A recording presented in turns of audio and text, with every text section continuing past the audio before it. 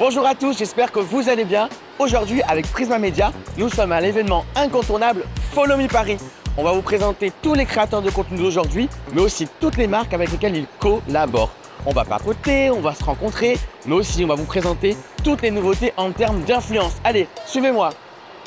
Follow me. Là, on est dans le game. Chez Prisma Media, l'influence est présente dans tous nos contenus éditoriaux et brand content, que ça soit sur nos marques historiques, mais aussi sur nos marques sociales natives comme Simone et Néon. Eh ben écoute, en fait, souvent on a tendance à opposer un peu les médias et les créateurs de contenu, à les mettre en concurrence. Moi, je crois que c'est hyper complémentaire et c'est ce qu'on a essayé d'expliquer à l'occasion de ce salon, en fait. C'est comment on peut agréger nos forces pour avoir un contenu qui est encore plus largement distribué. Les médias jouent un rôle hyper important avec les créateurs de contenu. Est-ce que tu peux nous en dire un petit peu plus aussi par rapport à ça? Moi je trouve que de plus en plus, de toute manière, tout se fait sur les réseaux. On a vu des marques se faire sur les réseaux et les créateurs de contenu deviennent un peu une voix pour les marques et même les médias, tu vois, ils communiquent de plus en plus sur les réseaux. La plupart d'entre nous, moi j'ai pas la télé chez moi, enfin j'ai une télé, mais il n'y a pas genre les médias, tu vois, traditionnels. Sûr, ouais. Et en vrai, moi je m'informe sur TikTok, sur Insta, sur YouTube et tout.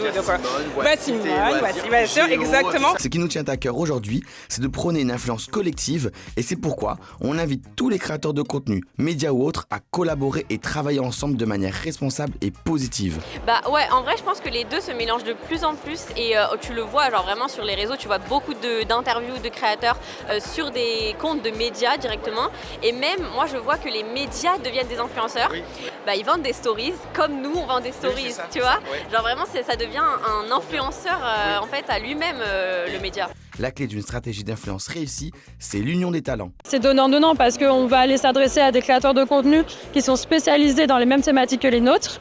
Et donc eux, du coup, ça leur permet d'être encore plus légitimes et nous aussi. Est-ce que du coup, tu collabores avec tes influenceurs, avec ce type de médias-là? On a des influenceurs comme Michel Simès, Jamie Gourmand, qui sont un peu plus dans les cibles, on va dire, des consommateurs de ces médias-là. Et aujourd'hui, même nous, quand on veut faire des choses en éditorial, c'est vrai que de travailler avec des influenceurs, ça donne une portée qui est beaucoup plus importante. On ne peut pas passer aujourd'hui, je crois, à côté de l'influence. Et ben voilà, c'est tout pour aujourd'hui. On a rencontré des créateurs de contenu de types d'influences différentes, de la food, du voyage. On a parlé influence et médias.